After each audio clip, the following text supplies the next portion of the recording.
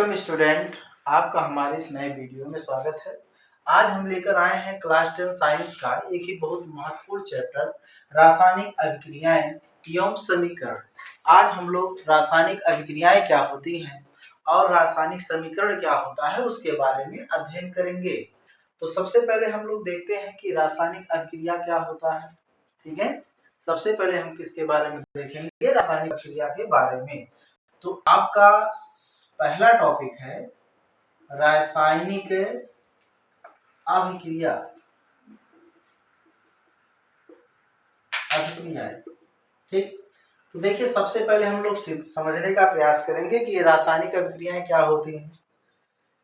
देखिए, जब दो पदार्थ हो, कितने पदार्थ लिए जाए? दो पदार्थ, या जब दो या दो से अधिक पदार्थ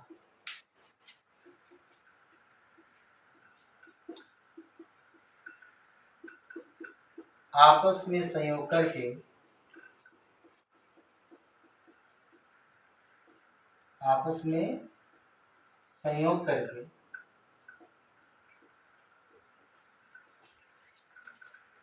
एक नए पदार्थ का निर्माण करते हैं,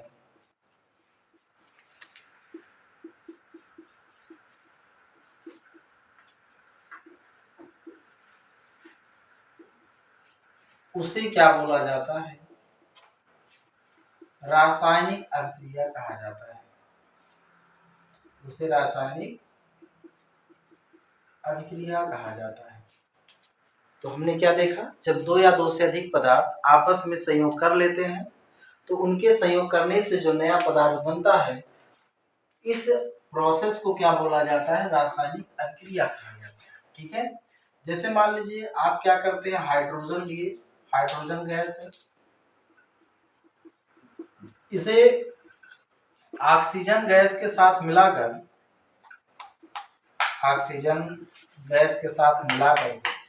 जब इसको क्या करेंगे? ठंडा करेंगे, तो इस स्थिति में क्या बन जाता है? जल बनता है। तो इसमें हाइड्रोजन गैस और ऑक्सीजन गैस को मिलाने पर क्या बना है? जल। ठीक है, तो इसी को क्या बोला गया? रासायनिक अभिक्रिया कहा गया। क्या बोला गया? इसे रासायनिक अभिक्रिया कहा गया। ठीक है, तो बच्चों अब हम लोग का टॉपिक अगला है रासायनिक समीकरण। ठीक, रासायनिक समीकरण किसे कहा जाता है? ऊपर हमने जो देखा, क्या देखा? रासायनिक अभिक्रिया देखा। उसके बाद हम लोग सीख रहे हैं रासायनिक समीकरण। तो रासायनिक समीकरण किसे कहते हैं? रासायनिक अभिक्रिया में भाग लेने वाले पदार्थ को उनके सांकेतिक तथा संतुलित अवस्था में लिखना क्या कहलाता है? रासायनिक समीकरण कहलाता है। रासायनिक अभिक्रिया में भाग लेने वाले पदार्थ को सांकेतिक तथा संतुलित अवस्था में लिखना क्या कहलाता है? रासायनिक समीकरण कहलाता है। तो देखिए, जैसे हम लोग क्या करते हैं, हाइड्रोजन गैस लेते हैं। कौन सी गैस ले लेंगे? हाइड्रोजन गैस लिए, और इसको ऑक्सीजन गैस के साथ मिलाकर जब इसको ठंडा कर देते हैं तो इस स्थिति में हमें क्या प्राप्त हो जाता है? जल प्राप्त होता है। ये तो रासायनिक अभिक्रिया है। अब इसको हम क्या करते हैं? समीकरण के रूप में लिखेंगे। किस रूप में लिखेंगे? समीकरण के रूप में। तो हम जो जो पदार्थ मिलाते हैं उनको उनके सांकेतिक अवस्था में लिखेंगे। हाइड्रोजन गैस को H2, और फिर क्या हो जाता है? ऑक्सीजन गैस को O2। ठीक है, के द्वारा प्रदर्शित किया जाता है, और इनको मिलाने पर हमें क्या प्राप्त हो जाता है? H2O प्राप्त होता है। क्या प्राप्त हो जाता है? H2O प्राप्त होता है। इन दोनों को जब हम मिला लेते हैं तो हमें क्या प्राप्त हो जाता है? H2O प्राप्त होता है। तो यहाँ पर आप देखेंगे हाइड्रोजन 2 है, ऑक्सीजन भी कितना है? 2 है। देखिए यहाँ पर अब समीकरण को हमें क्या करना पड़ेगा? संतुलित करना पड़ेगा। संतुलित करने के लिए हम लोग क्या करते हैं? दोनों तरफ के परमाणुओं को गिनेंगे। यहाँ पर ऑक्सीजन 2 है और यहाँ पर ऑक्सीजन 1 है, तो यहाँ ऑक्सीजन 2 करने के लिए हम यहाँ पर क्या करेंगे? 2 से गुणा कर देंगे। अब ऑक्सीजन तो हमारा बराबर हो गया, पर यहाँ हाइड्रोजन 2 है और यहाँ हाइड्रोजन 4 है, तो यहाँ हाइड्रोजन 4 करने के लिए क्या करेंगे? इसमें 2 से गुणा कर देंगे। अब इनकी अवस्थाओं के बारे में लिख लिया जाएगा। ये हाइड्रोजन किस अवस्था में है? गैसीय अवस्था में है। ऑक्सीजन किस अवस्था में, गैसियस, और ये क्या हो जाता है, एक्वस मीडियम में हो जाता है। ठीक है, अब आप ये जानेंगे अभिक्रिया के पहले और बाद की स्थिति को हम के बीच में एक तीर लगा के हुए लिखते हैं। ठीक है, अर्थात अभिक्रिया में जो भी हम कुछ मिलाते हैं उसे क्या कह लेते हैं, अभिकारक कहते हैं। उसे क्या कहते हैं, अभिकारक कहते हैं। इंग्लिश में से रिएक्टेंट कहा जाता है। इंग्लिश में से क्या कहते हैं, रिएक्टेंट कहेंगे। ठीक, और अभिक्रिया में जो हमें प्राप्त होता है उसे हम क्या कह सकते हैं, उसे हम उत्पाद कहते हैं, प्रोडक्ट।